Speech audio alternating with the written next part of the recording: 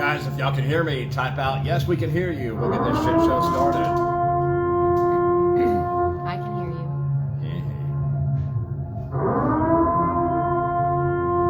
Hey, Paulie boy, I know you're not too far away. Turn around and come on back. Join us on the show. Come on back, Paulie.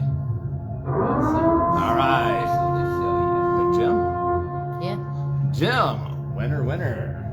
Back for dinner.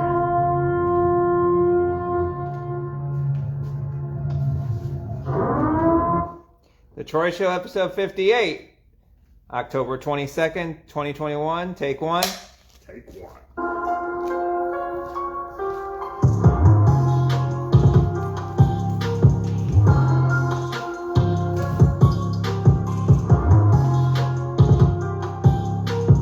This is not a test. This is your emergency broadcast system. Come on back, Paul. Come on back. Got a seat for you right here. Even a booster. Set you about not even a page you set on this. Come on back. I'll explain to everybody in a minute what I mean by come on back. Come on back, Paul.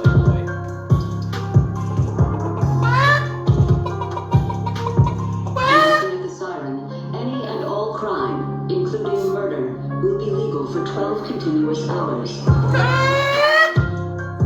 my god, you are so weird.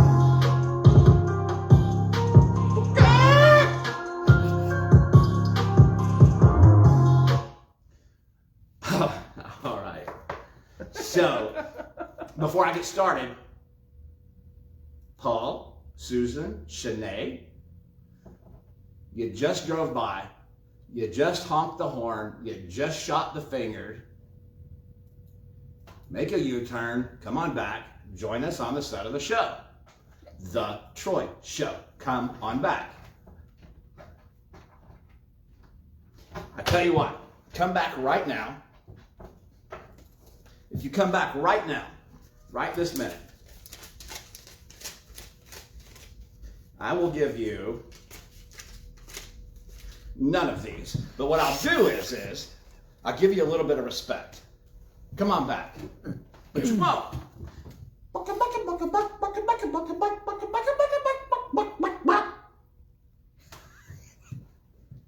OMG. True.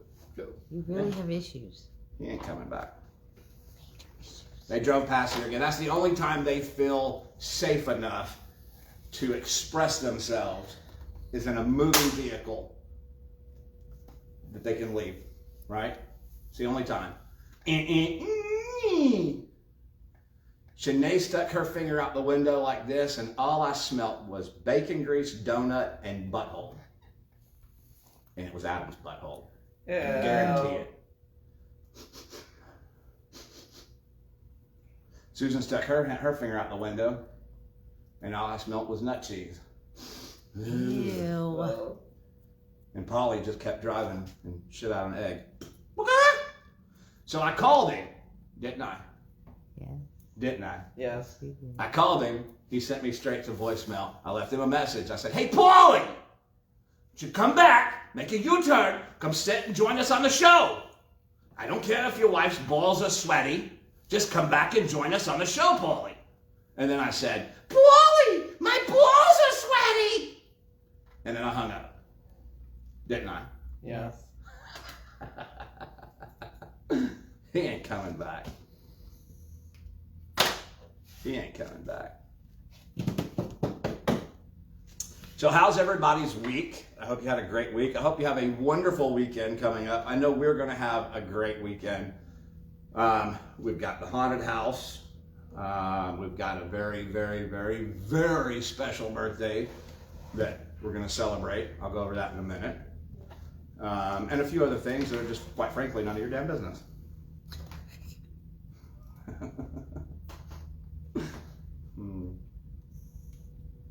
Gross, Jim. What'd he say?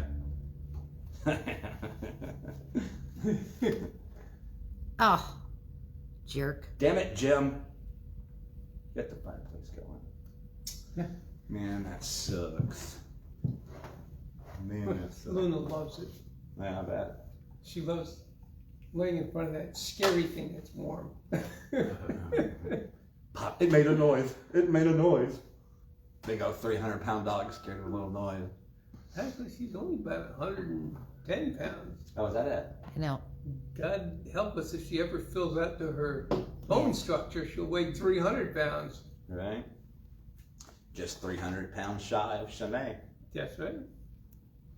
I submitted to the International Weighs and Measurements Committee a new measurement of weight called the Shanae. Oh my gosh. And they said, who the fuck is Shanae?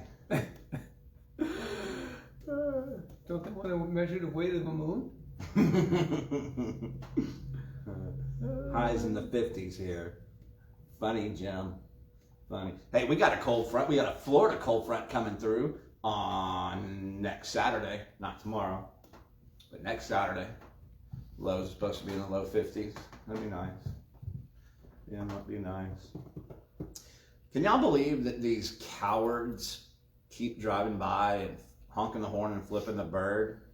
I mean, I thought he'd be a little bit more braver than that, since he had the balls to say to Rebecca while we were building the Christmas parade float. I can't talk today.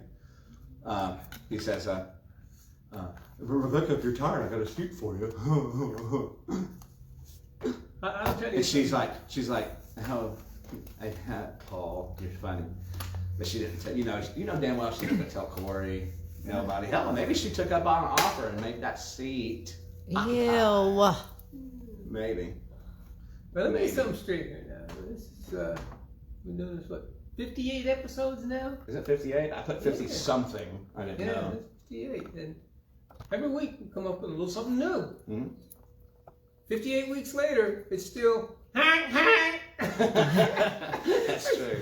come on. You need to get a new shtick. They need something. At least that one time he was clever and called me a fat bastard. Now that shit was fucking hilarious. We go back and we listen to that all the time. We tell people, look, listen to this shit. Look at this coward. He never got out of his car. The trouble is, he couldn't remember it the next week. That's right. He totally forgot it. My mom says they long for my attention. You're right, Mom, they do. Paul has a homosexual attraction to me. Susan has a homosexual attraction to me. And Shanae says that, she likes the way I smell after I eat sweets. So, or anything greasy. Oh. So they're all attracted to me.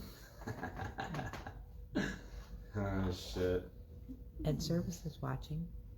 Hey, yeah, I really can't. I just how sad and pathetic do these people have to be that that's that they can't even pull up and say, you know what, fuck it, we'll sit on the show, we'll debate with you, we'll bring whatever proof or evidence we have, which it would have to be something that they made up, but whatever. At least come and sit down and debate it with me. And I know Paul, he's a pretty good debater. He's actually, as much TikTok as he watches in the bathroom, he's a master debater. Oh my God. Master on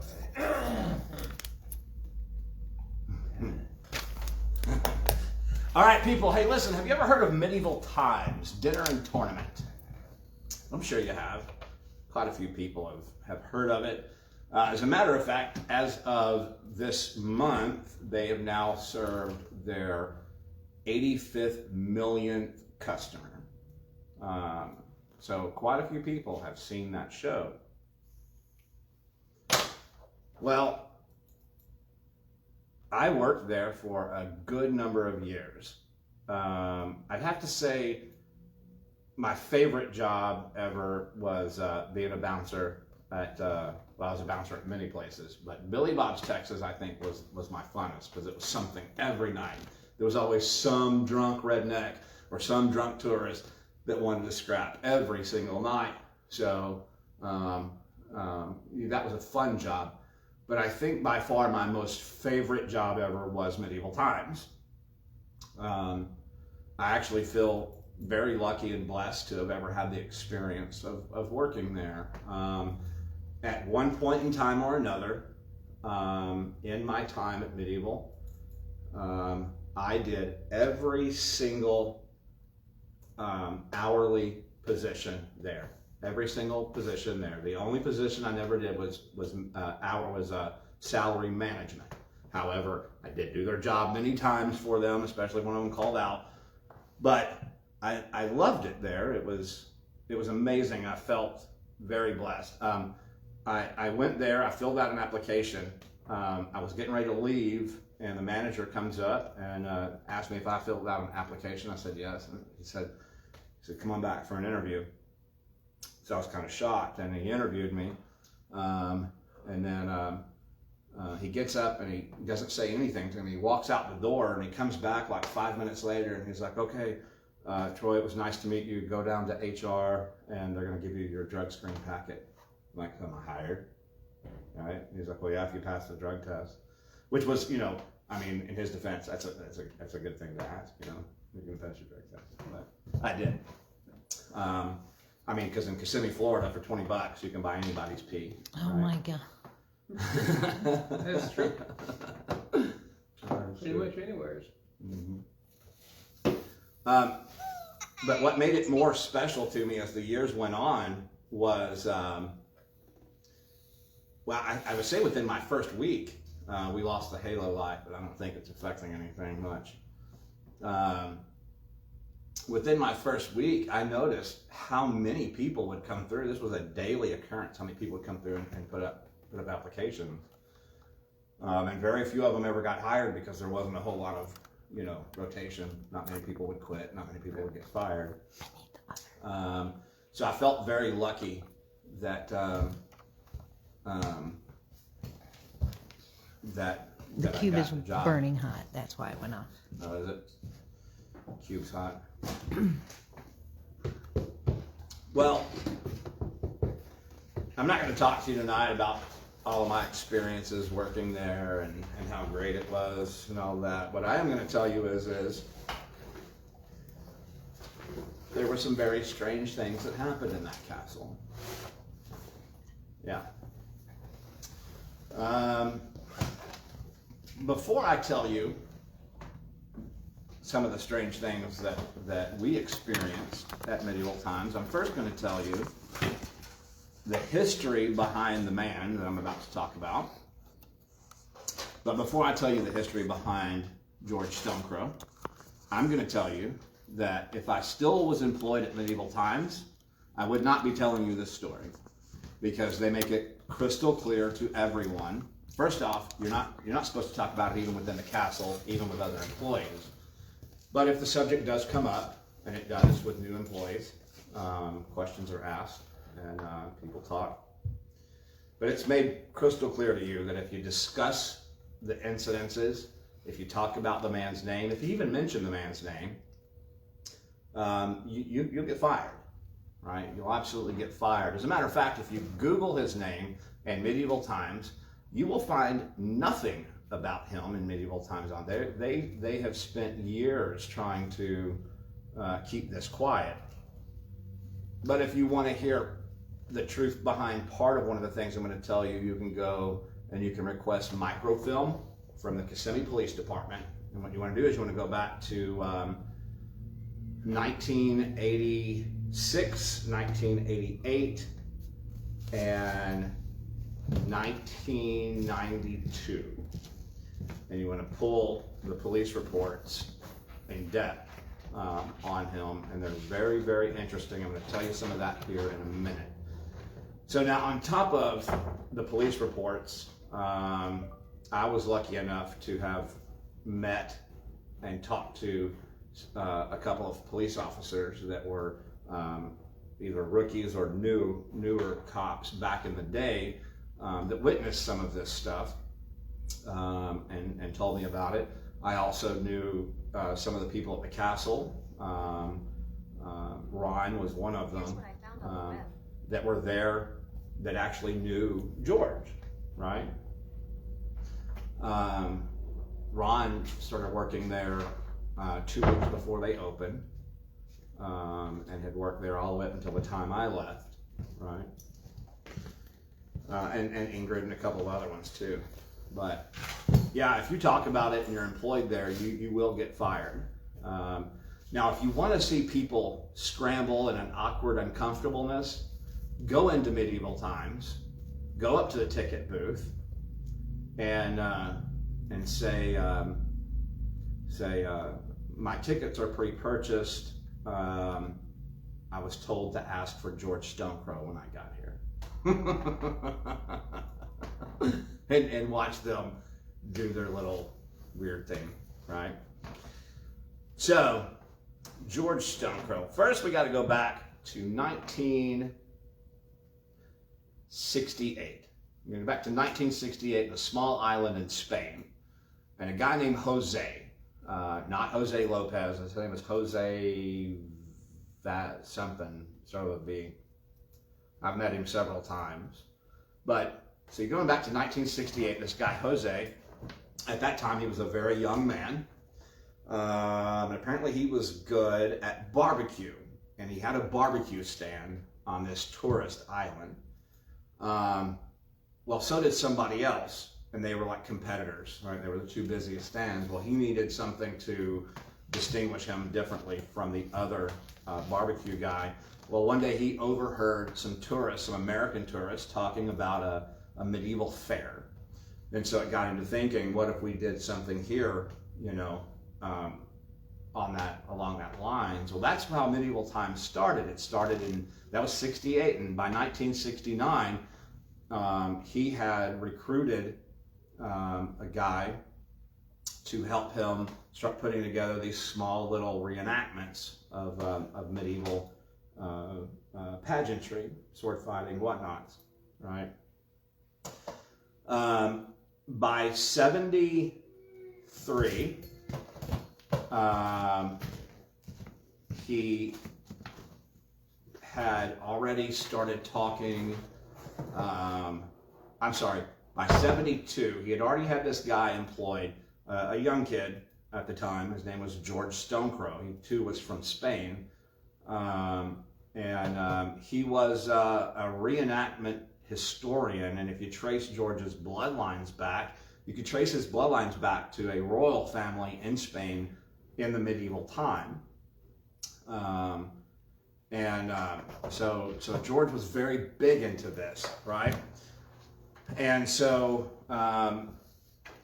it was so successful by 72 that they decided in 72 they were going to open up a permanent attraction called Medieval Tournament and Dinner, right? Which then morphed into Medieval Times Dinner and Tournament. So the first castle opened in Spain in 73. By 76, there was a second castle open on another tourist island in Spain. By 83, there was a castle open in the United States in Kissimmee, Florida, right? If you Google it, they say it's Orlando, but it's deep in the heart of Kissimmee, right? By 86, 3 years later, they opened the Buena Vista Benatura Lake something, but Buenatura Lake. Anyway, it's in California. Who gives a fuck, right? They opened up the California Castle 3 years later. And then from there, they opened up the ranch in Irving, Texas, outside of Dallas, where they train all of the horses. And then they opened up one in Atlanta, Dallas. They got quite a few of them, right? Toronto, which we got to go to one time late. I knew it. It was coming. Pretty sure we were late to Atlanta too. We were late to both. Yes, you're right. We were late to Just wanted to Atlanta make sure. and to the one in Toronto, right? They held the show for us. Tracy. Moving on. Any hoodles. So yeah, very, very successful company, right? Well, I want to talk about George and his role in this. So let's go back before Dallas was open, before Atlanta, before Manhattan, before Toronto, and we're just going to say you've got the two castles, one in Florida, one in California. Then you got the two in Spain. Well, George, now at this point, he'd already been working for them for several years. Prior to that, he was the sole coordinator for Spain's largest Renaissance fair. This kid's been in it for years and years and years, and he has a bloodline to trace back to it. So when they're writing the show, oh, by the way, they put George in charge of writing the show, costume design, animals interaction, food, everything. They put him in charge of creating everything, right?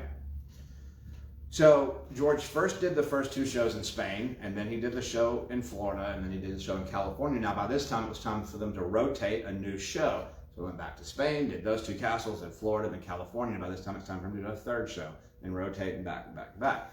Well, after the 3rd show, George had already set up residence in Kissimmee. That was his main office. His home was there. All of that stuff, right? And for many years, no one knew that the primary colors and the primary coat of arms and even the names in the show, no one knew for many years that all of that was based on a true story off of George's family, right? So Leon, where he came from. So when you hear the guy say, if I should arrive as an ambassador to Leon, the sword and shield serve as my quill and my ink. That's a real thing, and he's wearing George's family's, crest and all of that stuff. So George decided that he preferred one particular role, right? And that was Chancellor, right? Well, he even wrote himself into the show, a special role when his name was Chancellor Stonecrow. Really, in the show. I have a book that was given to me by one of the, well, actually not one of the highest people in America in charge of it, the highest person. He's the president of Medieval Times North America. And he was going to throw away this book, and he gave it to me.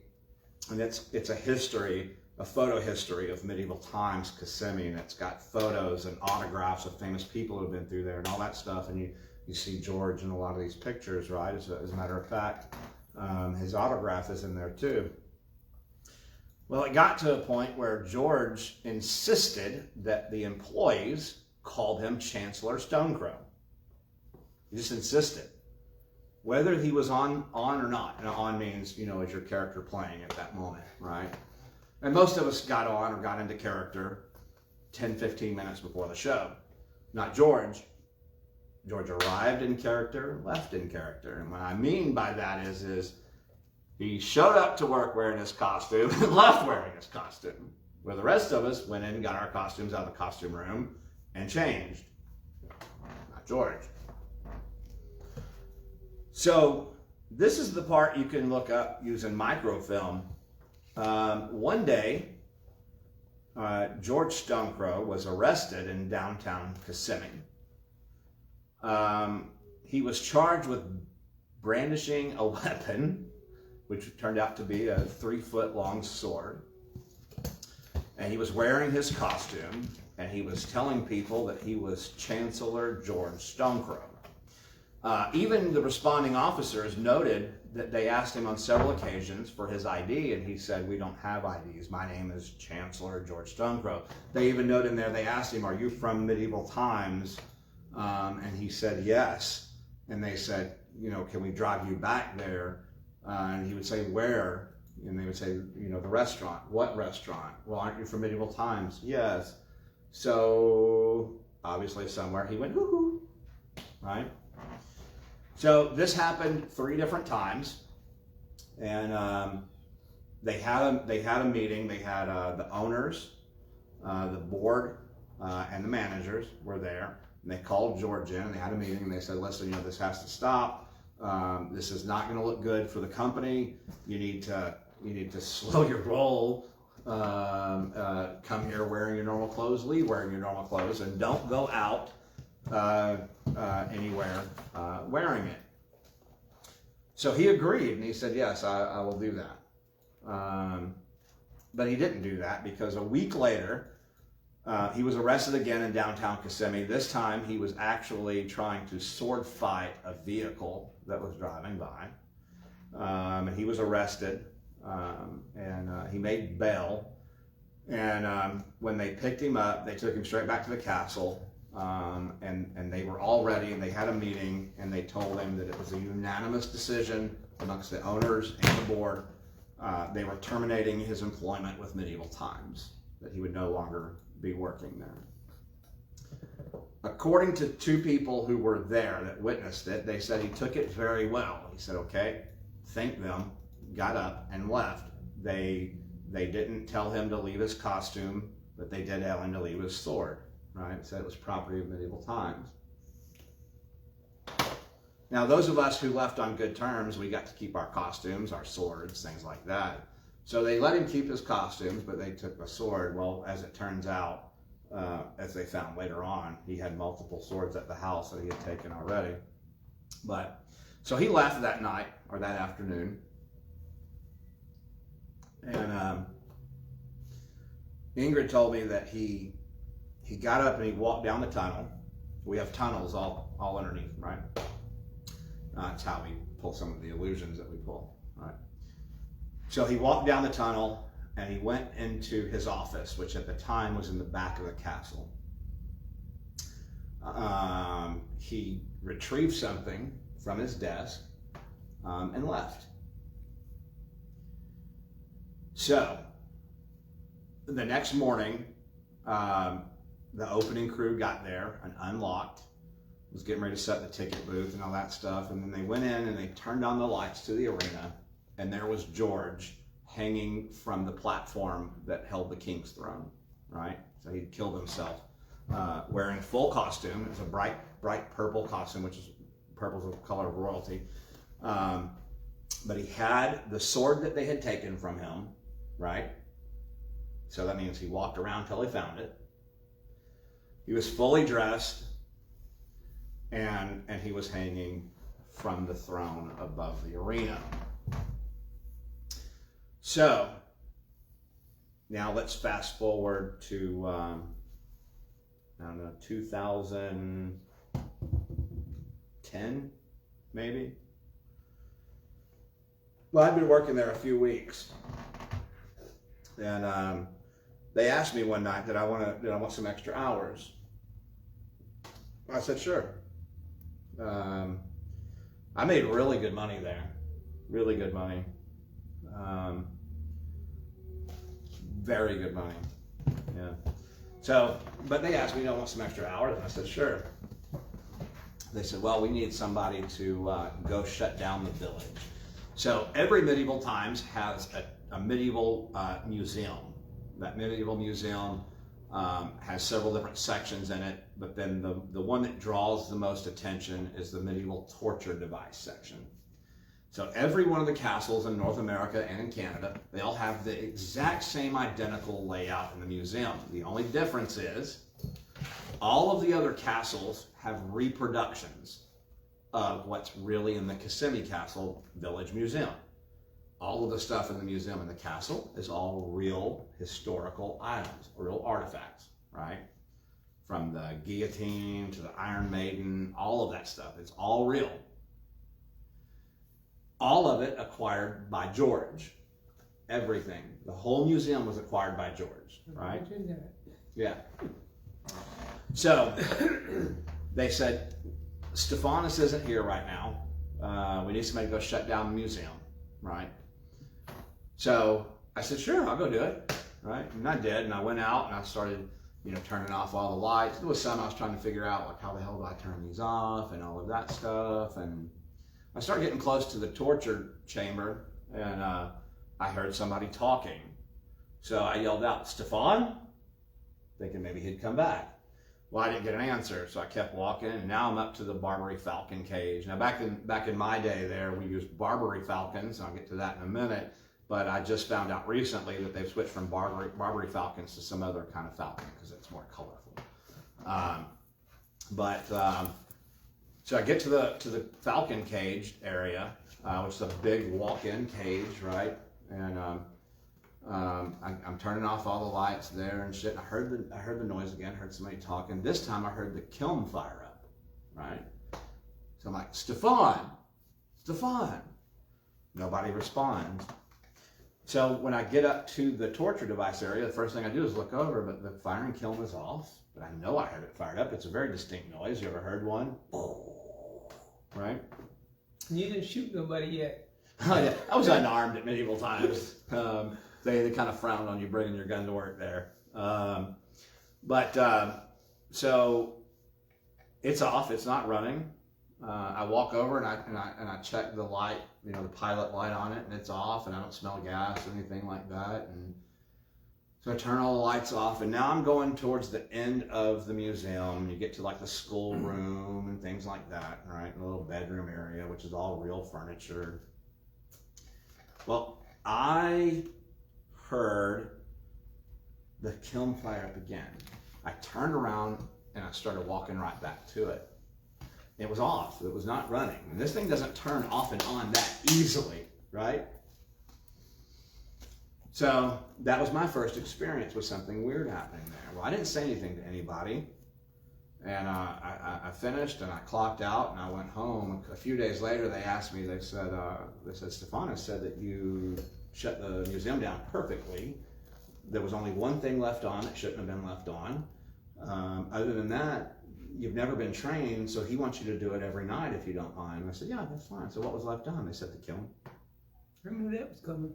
I said, what a hoodoo? So I checked it twice, but I'll go out and talk to Stefan. I went out and talked to him, and I said, so how do I do this and all this stuff? And I said, now what if I turn it off and it turns back on? And he goes, well, if it turns on by itself again, just say, George, please stop doing that. And he kind of laughed and he walked away, and I didn't think much of it. But I did ask him later that night, I said, what do you mean by that? And he's like, well, we can get fired for talking about it, so don't tell nobody. Stefan, by the way, is a worldwide, world-recognized copper artist. He taught me how to copper work. The tattoo that's on my leg, I did a copper piece for Tracy for our anniversary on it. And we became really good friends. He was considerably older than me, but we became good friends. And he told me a tiny portion of it, but not much. And so now let's fast forward a few months. And now they asked me one night, did I want to shut down the whole castle because Ingrid wanted to go to one of the servers' birthday parties at Fox and Hound. And I said, sure, absolutely, I'd love to do that. And they gave me a checklist, make sure you do this, do that. Well, that place is huge, man. It's huge. It looks big from the outside. It's gigantic on the inside, especially with all the tunnels and the hidden rooms and the separate museum and all that stuff. They gave me a checklist. So I started at the men's locker room, and I worked my way around, and I was going to come back, and then the last thing I was going to do was the women's locker room. I figured that would give me plenty of time to let all the ladies change, and I don't have to wait on their slow asses, right? So as I'm walking through and I'm turning stuff off, man, I'd hear a weird noise there, and I'm like, oh, come on, just do your job, right? So I'd go do, I keep doing it. What the hell is that? Then I get paranoid, right? So I finally finish, and I get up to the women's locker room, and I knock on the door. Anybody there? Nothing. Knock on the door again. Anybody there? Nothing. So just as I go to open it, we had a lady that was in charge of costuming. You remember her? Yeah. She spoke almost no English, right? But she was the nicest, sweetest lady ever. She's always bringing me food and things like that. I didn't hear her coming, right? So just as I'm about to open the door, she says, "That's right!" I almost shit myself, right? And she's like, no, go in, right? Like nobody's in there, go in. Right? So I went in, I turned the lights off, and I left, and I said, all right, I'll see you tomorrow. And she's like, oh no, wait, please, 2 minutes. She didn't want to be in there by herself, right? Do you blame her? I don't know. I spent many, many nights in there by myself. It was never a fun experience. But so she gets done, and she turns the dryers off, and we leave, right? I'm about halfway home, and I thought, oh shit, I forgot to clock out, right? So I turned around, and I went back to the castle, and I unlocked it, I go in, and I clock out. And as I clock out, and I'm about to turn around to hit the door to go out, I heard something coming from the costume room, right? Like, I don't want to do this, but I'm gonna do it. I turned around and went to the costume room, and I walk in, and I flip the light switch on, and we got rows and rows and rows. It's about the size of this room and the front. It's a huge costume room, right? Because you have the horse costumes, the comparisons, you have everything. So I flip the light switches on. There's nothing there, and I don't hear the noise anymore. And so I turned the light off and I left. Now, in my mind, what I heard, the noise that I heard, was, you've heard it before.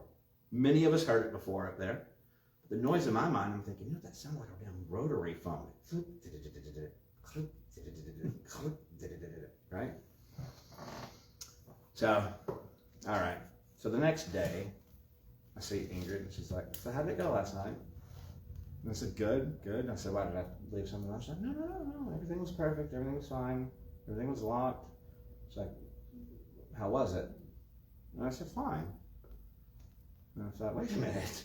She's not asking me like, did I do my job? She's asking me like, did a ghost stick its finger in your mouth? Right? I said, well, I heard a noise when I came back to clock out. She goes, why did you come back to clock out? I said, I forgot to clock out, and I came back to clock out. She goes, no, don't ever do that again. If you forget to clock out, write down what time you left and tell me the next day and I'll fix your time. Don't ever come back after you clock out. I'm like, ooh, okay. Well, this idiot did it again like 3 months later, and I thought, well, this time I'm not very far away. I was just by Walmart, so I'm going to turn around and go back in, right? Had the key, so go in and I clock out, and I hear something again coming from the costume room. Well, the next day I talked to a good buddy of mine. He had been there since the castle opened, since 2 weeks before the castle opened. I said, this is what I heard, and he goes, first off, don't ever tell Ingrid or Jose that you came back. Never. Don't ever tell them that. If you forget to clock out, tell them the next day. And I'm thinking to myself, that's what I was told, but I didn't do it, right? And he said, second off, there are some weird things that happen in this castle, and we can contribute it to 3 people: a waitress, a customer, and the guy that was responsible for writing the first show and many of the shows after. His name was George Stonecrow. That's the first time I'd heard his last name. Look at this. Look at that. Mm-hmm. You see that? It was the first time I'd heard his name. And I said, George who? He's like, George Stonecrow. So now Ron starts telling me everything about George Stonecrow. Now, by the way, Ron is also considerably older than me. He was the oldest server there at the time, oldest in the show as well. And he, like I said, he'd been there for 2 years, or two weeks prior to them opening, right? And so now I'm like really creeped out. But you learn to adapt to it, okay? So one night, me and Brian and a very good friend of mine named Tony, who happened to be a falconer there, right? He was in charge of doing the falcon in the show, and a couple of other good friends of ours there, we decided that we were going to go out to the village and try to record this thing. So we walked through and we recorded, and then we said we're going to ask some questions, right? And I'll get to that later. But then we decided, hell, we're going to go in and go just at the entrance to the Great Hall, to the show area, and call his name out, right? So we go, and there's what do you think, 8 or 9 of us standing there at the balcony, and Tony yells, Chancellor Stonecrow, are you here? Well, you know what? Sure as shit, we saw the curtains move, right? These are gigantic curtains. There's 4 sections. Each section weighs about 90 pounds, legitimately. Huge, thick velvet curtain. We see it takes a lot to make those move. We saw them move, and we thought, okay, somebody messing with us, right? Yeah, and I know who. It was, for sure, because when we were watching it live, we didn't see anything. When you went back and watched the camera, as soon as Tony said, Chancellor Stonecrow, are you here? An orb comes out of the curtains, flies around, and goes up to the King's Throne. Brian, what color was that orb? Purple. Purple. We got that purple orb on several different occasions, right? So I decided I was going to talk to Ingrid about it, which was a huge mistake. Oops. Because I talked to her about it. She's like, give me a second. She comes back in with Jose, who is the president, North American Medieval Times. And he comes in, he sits down, and he says, Troy, you don't listen. You don't listen to anybody. You don't listen. You do what you want. You never do anything we tell you to do. You just do what you want. I said, what did I do this time? Right? So that's when I was given the speech. Never talk about him again, ever. Don't ever bring his name up. Don't discuss it, nothing. So, of course, once I'm told that, I have to go talk to people about it, right? And so we did. We talked to a whole bunch of people about it. Well, finally, a few months later, we're given a job to do. It was me, Brian, Tony, Matt Hand, and Abed Gonzalez. And Jen, whatever her name was, I can't remember her name. So the job was we were supposed to take we were getting ready to transition from an old show to a new show. We were supposed to take all the old show costumes and back rack them for storage. Right, so you got to mark like whose costume is it, what role was it, all of this stuff, and then put them on the back racks, and then they kind of get stored, right? So we're back there doing it, and we're laughing and joking and all this stuff. We had a ton of fun there. Well, we heard this damn rotary thing again, so we kind of we're listening to the walls and shit. It's coming from the walls, and Matt Hand taps on the wall. Something like that. And Matt's like, nope. Get out of here, George. Matt's like, no. I'm not playing this game. I'm done. All right. So in walks Ron. And Ron's like, hey, what are y'all doing? And like, we're backlogging costumes. He's like, oh, hell, I'll help. All right, cool. So Just Matt, don't knock on the wall. that's what Matt said, don't touch the wall. And he goes, why? He said, we heard something, I knocked on it, something knocked back, right? And Ron goes, now by the way, we were standing by the dryers at this point, a good 20, 30 feet from where we were. And Ron goes just like this. Was it that wall right there? And we were like, oh my God, Ron, what? And he's like, so that's George's old office. They just paneled over it. Nah, I don't He believe it. wants out. Nah, we don't believe you, Ron. Ron, stop messing with us. Ron, come on, Ron. Ron's like, it's only put up, that section's only put up with drywall screws. They can get in and out of that office. I said, stop dicking around, right? Ron leaves. Ron comes back from, what's his name? Throw that shit in the garbage. Tom Reed, right? Comes back from Tom Reed's office with a drill gun, right? Doesn't say shit to us, walks past us, walks over to the wall and starts pulling out these screws. And we're like, what the fuck? He pulls them off. And now, by the way, we're the only people in the castle at this point. Castle's been closed for at least 4 hours. All the management's gone home, all that shit, right? Well, except for Ron. And the chancellor. There was a manager and a chancellor. Yeah. Oh, and Matt. Matt was a manager, right? Matt's the same guy that broke 2 of my fingers in a sword case. Complete accident. But anyways. So yeah, Ron pulls this off, and don't you know that wood paneling just comes off? It's just you can buy those big wood panels, Right. The whole thing comes off, and there's a door. There's a door. No doorknob, just a door. So he pulls it open. The office opens this way, right? Now, Ron told us that we confirmed later, that back in the day, that was not the costume room, so that was HR. So George's office was there, this was HR, right? And Ron had, George had another exit door that went into our locker room. So he opens it up, and this, it's like a time capsule, right? It's a time capsule from the 80s. Everything's set up the same. His phone is there, the pictures on the wall, the furniture, the desk chair. You could tell it was like something right out of a movie set, right out of the 80s. It was a rotary phone. It was a rotary phone. You're damn right. It was a rotary phone. There was still stuff in the drawers, all kinds of shit, right? So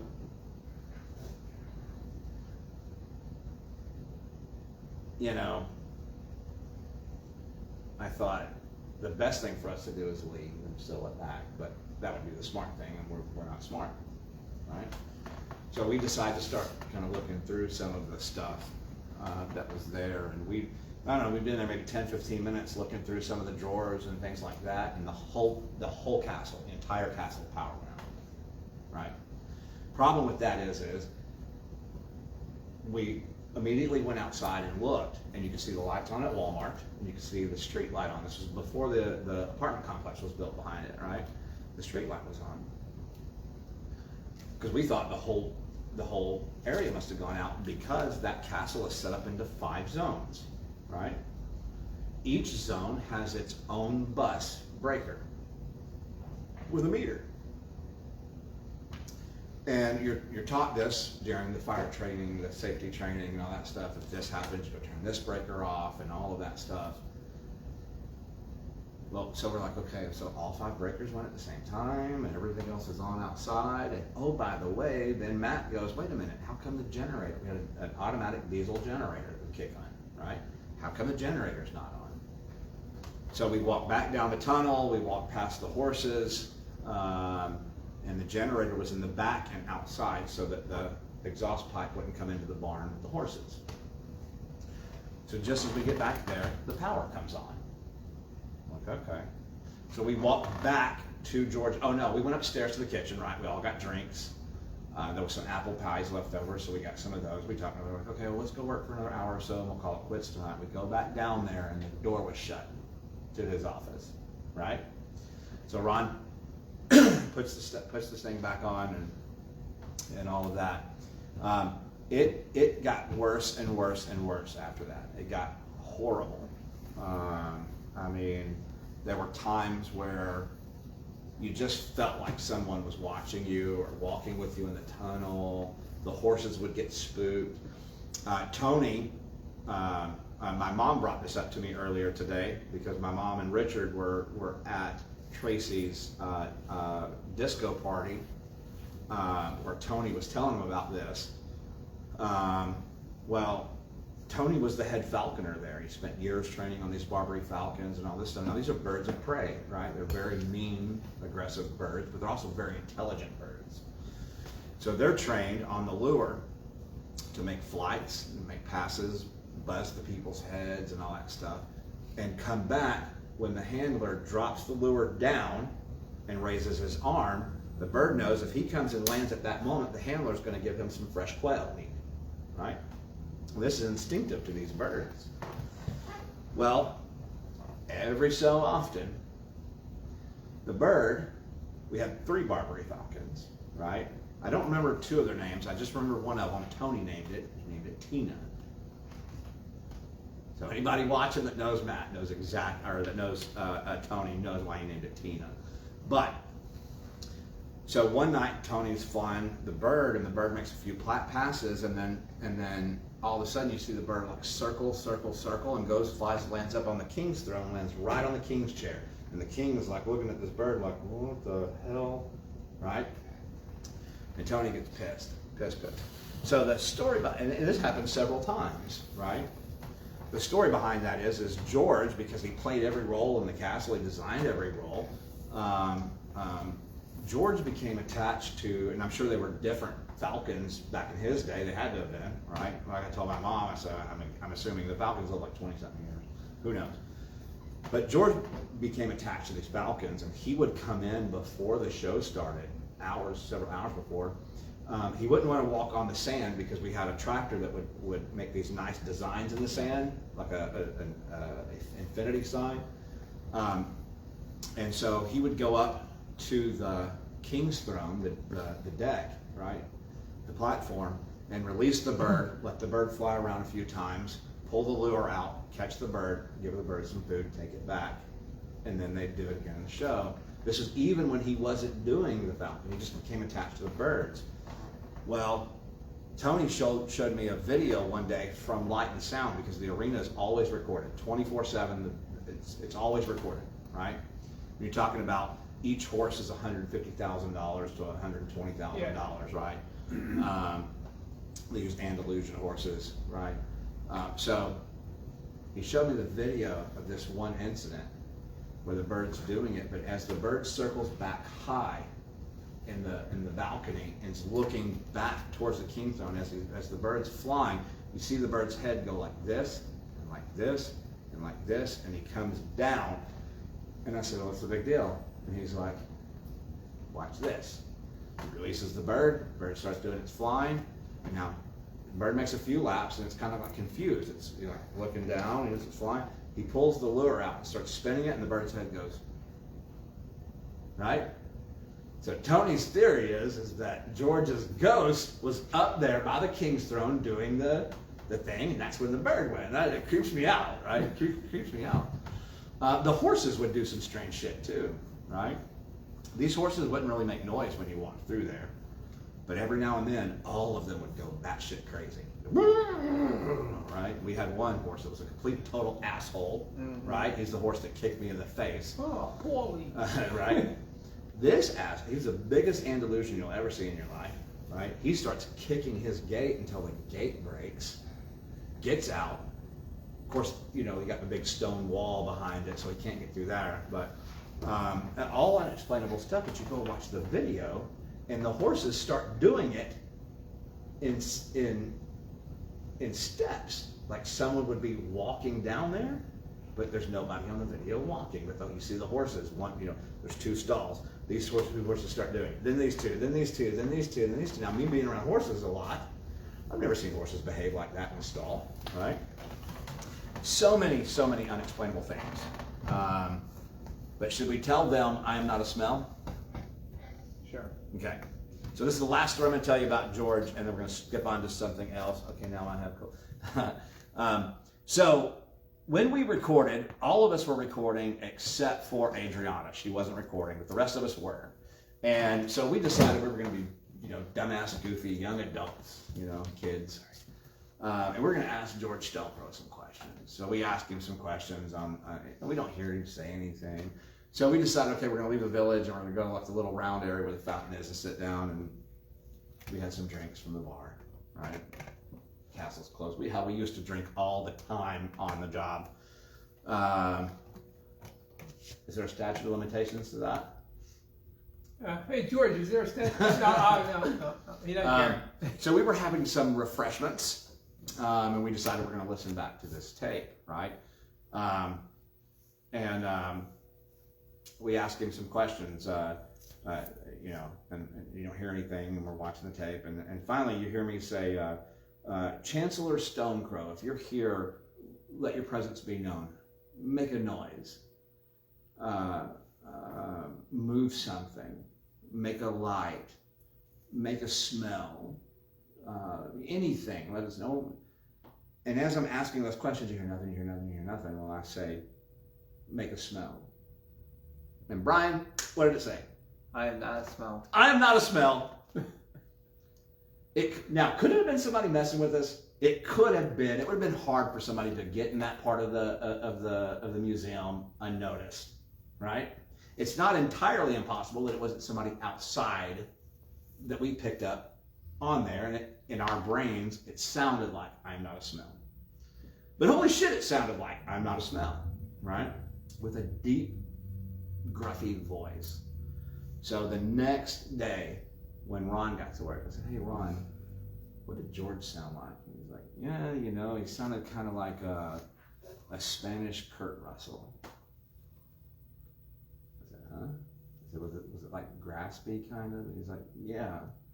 I said, "Does this sound like him?" And he goes, No. Walked away. We never discussed that shit again. Ever. He didn't want no part of it. He's a good liar, isn't he? Yeah. He wanted no part of that. So, go to Medieval Times, ask for George Stromko, watch the weird reaction that you get. Now, I can tell you that we had, how long am I into this? An hour. An hour? All right, we're going to wrap this up. Another day, I'll tell you about so you have three main guest sections, or four main guest sections in the castle. You have the entry lobby or the ticket booth area. You have the Great Hall, or the King's Hall, which is, you know, like the area that people wait in and have the gift shop and the photo opportunity, thing like that. Then you have the bar area. And then you have, of course, the arena. Well, we called the bar men's and women's restroom the far bar, or the far bar restroom, right? Because it's the furthest away from the main restroom area. So the far bar restroom. Well, some really weird shit happened in there. A lot, right? And come to find out, there's a good reason for that. All right, we'll get to that another day. Weird shit happens in the red and yellow section, in between red and yellow and green. And I'll tell you about that on another episode of The Troy Show. Yeah? I just get the feeling that you're leaving one little thing out. I'm hesitant. Maybe we'll talk about it. You didn't explain how he wore a vanilla cologne and whistled the Old Spice. Oh, that. I thought you were talking about something else that I told you about last time. I shit you not. Had I heard the Old Spice song in there, I probably would have quit. Be like, nope. Out. So, again, if you're looking for something to do when it's cold outside and you want to go get, a weird creepy feeling, go there. And you don't even have to say anything. Not going to the studio. Oh. No, that studio down there, your finger in the butthole. Over here, not so much. That'd be creepy. Right? So go there, go at night, and go into the village. Go into the museum at night. I think it's open till 10. Yeah. Very, very weird stuff that happens there. All right, people, we're going to start. What the hell happened to my paper? You're sitting on it. I am sitting on it. Good thing there's no H in it.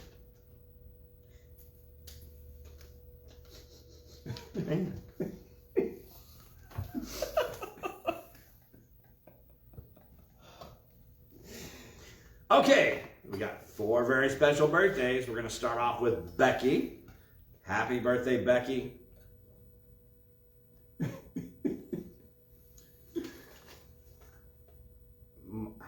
Did I do a voice for Jim? I don't think so. Okay, we got a voice for Chris and everybody else. I got to come up with a good voice for Jim. So here we go. All right, I got it. I got the perfect one. Okay, so happy birthday, Becky. No, I'm just kidding. I'm not going to do that to Jim. Happy birthday, Becky. Happy birthday, Wally. Missed it last week. Doing it this week. Happy birthday, Wally. Happy birthday, Marilyn, my mother-in-law. On Tuesday. Next Tuesday. Next Tuesday. 26th. 26. But to me, at least, the most important one on this list is my beautiful, beautiful, talented baby girl who's not much of a baby anymore. As a matter of fact, as of the 24th, she won't even be a teenager anymore. She's going to be 20. Happy birthday, Paigey girl. I love you very much. Very proud of everything you've accomplished. I'm very, very happy that you went the opposite direction of me in life and turn out to be some asshole that does a 1 year long revenge show with people. Only 1 year? No, it's 10 years. Isn't it? It might be. Gonna do 10 years. For 1 year. Yeah, Troy will take over for that. Mm-hmm. Because he is definitely you. Oh yeah. God help us all. Yeah. He's me with technology. Oh shit, he's gonna be. It's gonna be bad. I guess that's it. So happy birthday, baby, and Oh, Shayla's birthday is tomorrow. oh, and Shayla, that's right. I told her happy birthday earlier. So happy birthday, Shayla. Hopefully you're not watching this.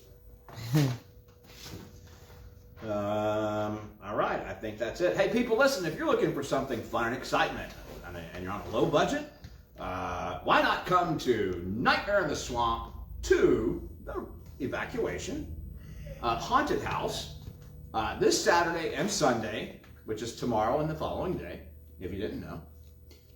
Then we're open again for one final weekend, and that would be Friday, Saturday, and Sunday, the weekend of Halloween, All Hallows Eve, right? We have 3 different levels of scare. You tell us what we want. We're not going to listen to you. We're going to scare the shit out of you either way. No, I'm just kidding. Yeah, so it's only $10 a person, and you get a coupon to return for $5. Students are 7. Students are 7, military, law, first responders, firemen, paramedics, all of that stuff. They get a discount too. Talk to us about that at the door. Tell us you are military, ex or present, or first responder. And I think that's it. So, Gene here is trying to. I lost the first image, so we'll go with the backup. Paper? Oh, you got something on there now. Well, it's different on the front. What the hell is that? That's Looks like a cow. stone. Oh, no, it's an orca with the cow face. Oh, I thought it was the bloody stool of Shanae once she took a shit. I don't know how well you can see that one, but I was thinking about Pig on the Pond. Everybody had a good time, and I heard they even saw the very rare actual pig on the pond. And Oh we wait, have a hold picture. on. I messed up. Maybe make that picture just a little bit bigger. Come on, Tracy. You gotta get your stuff together. Listen, they just saw my hand because I turned it facing me somehow, so I'm not touching it no more. I think I'm gonna use this as a fan. Jim's giving me a blowjob. Thanks, Angie. I'm going to You're try not to supposed to see me. zoom in just It was a my hand. bit more so everybody can see. And while we're waiting for this, I'd just like to take this opportunity to say, fuck that fat bitch, Sine. Ah!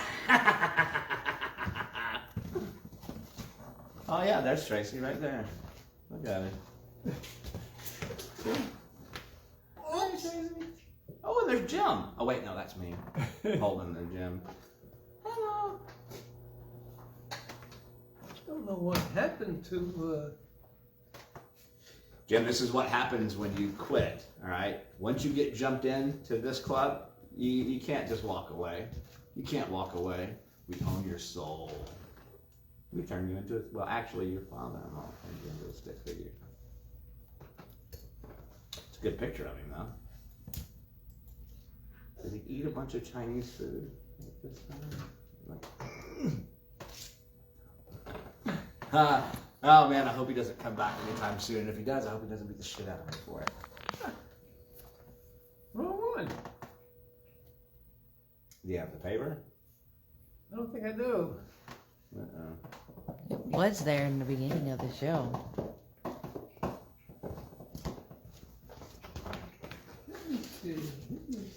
All right, people, we are winding this down, waiting for Gene here to get his shit together. You better be careful. He's gonna make a Right? stick face of you. That's what we did last. Actually, I'm offended, Gene. How come I don't have a stick figure? Well, you have a crazy bunch. Huh. Oh, that's right. No, So does Chris the fireman. Oh, thank you very much. I don't have. It's just a hunk of fireman love. It's a little hunk of fireman love. You may have to. Yeah. May have to revisit it.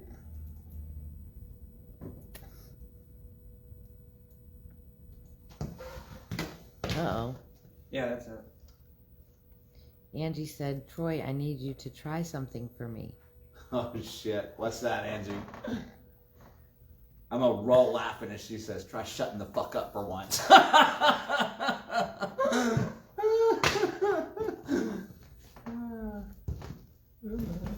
What you need me to try, Angie? Remember, you have to give her a minute. Stand up. Oh my lord. All right. I'll bite. I'm standing up. Now what?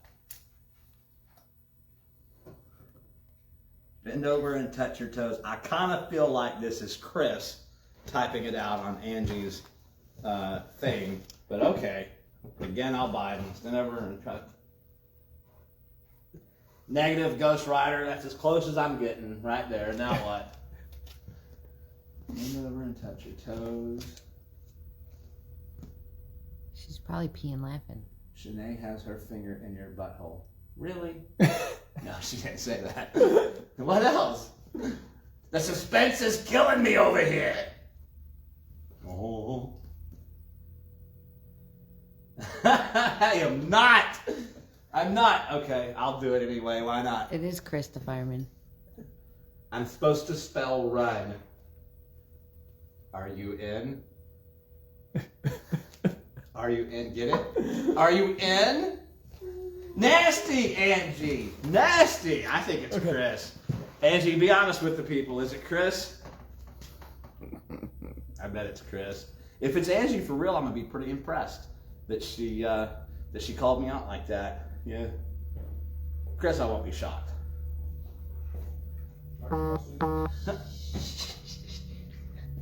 We're live. Boy, that's a good way to get shot. Bang, bang, bang, bang, bang.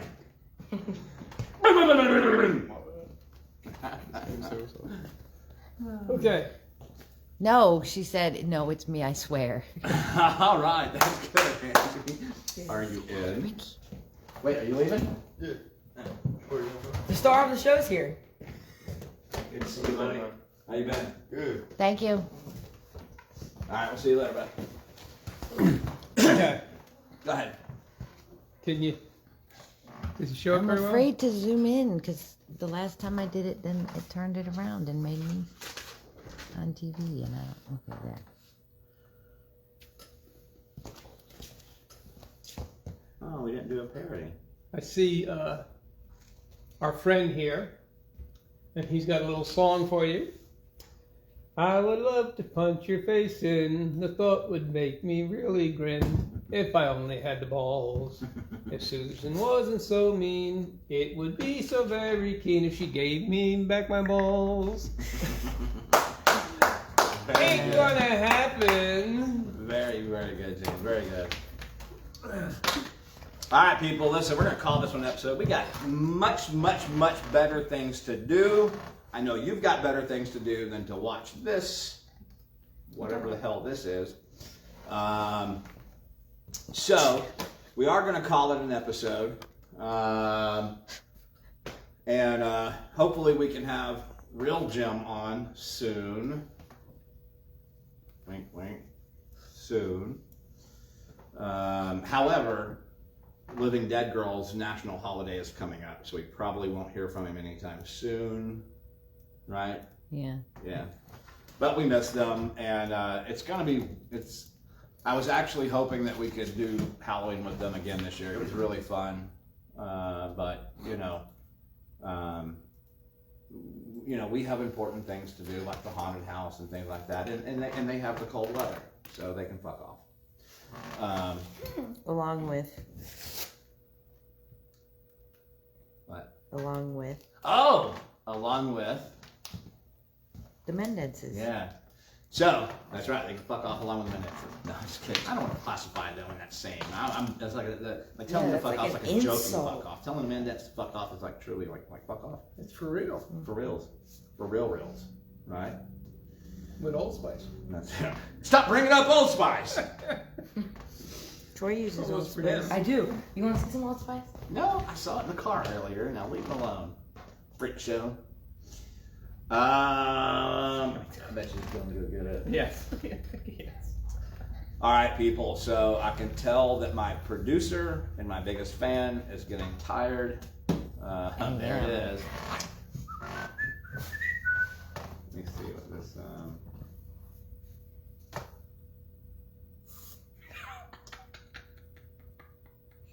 Did you really just do that? That's an old donut.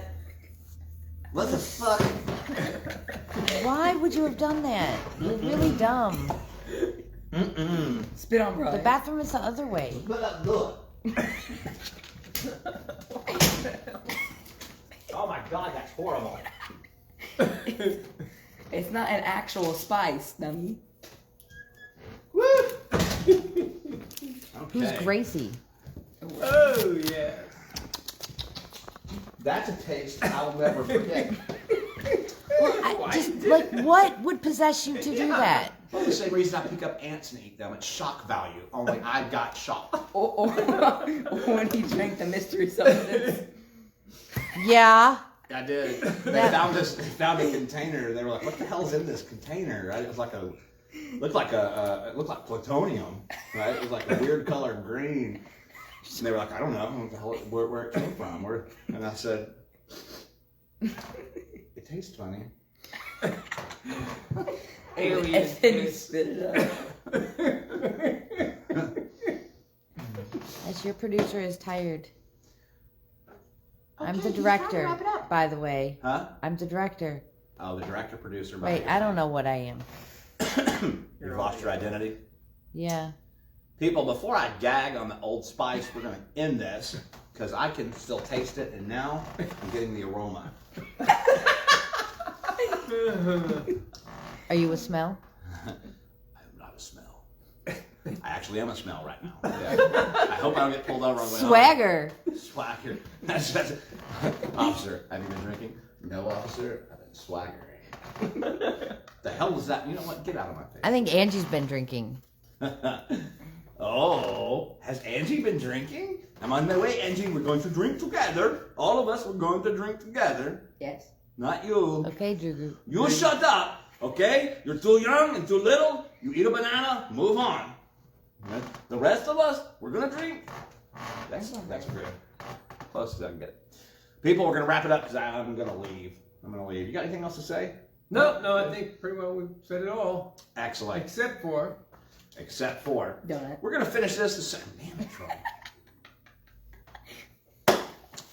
We're gonna end this episode the way we end every episode by telling you that I love you.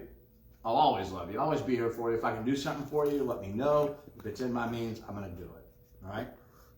Treat everybody that you come across with love, kindness, and respect, unless you're dealing with a Mendez, and then tell them to go fuck themselves. And while we're at it, fuck that fat bitch, Sine. Fuck Susan with her big sweaty ball sack. Fuck Pauly Short. Fuck the whole Mendez bloodline. Fuck a Mendez! Get out of All right, people. I'll be here for you next Friday. Gene will be here for you next Friday. Jim will be here for you next No, Friday. we We're will ready. not. We will not. We're going to discuss that Thursday, possibly. I'll make a post.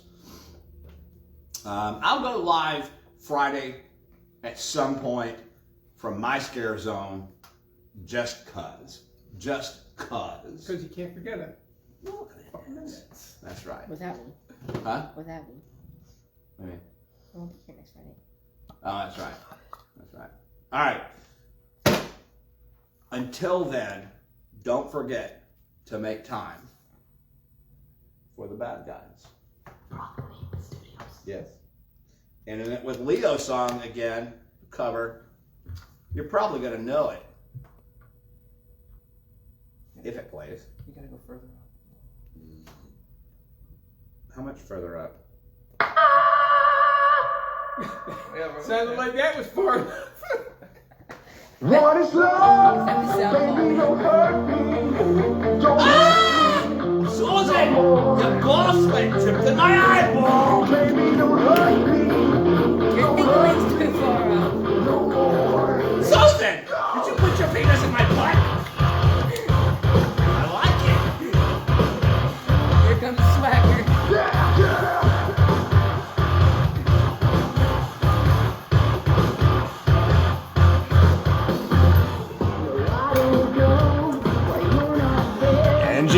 Angie, thanks for watching. I love you. Have a great night. And if you're drinking, keep drinking. Because we're going to come over and I want you to spell run. Chris, buddy, I love you. Thanks for watching. Have a great night. Cheryl, Alex, and Molly, thanks for watching. I love you. Have a great night. Mom, I love you. Thanks for watching. Have a great night. Richard, thanks for watching. Commissioner Sullivan, thank you for watching. Have a great night. Travis, thanks for watching. Ed, buddy, thanks for watching. Jim, thanks for watching. Love you. Have a great night. Mary, thanks for watching. Love you. Have a great night. Frank, thank you for watching, buddy. I love you. Have a great night. Gary, thanks for watching. Everybody, listen, if I missed you, don't take it personally. I love you all. Have a great night.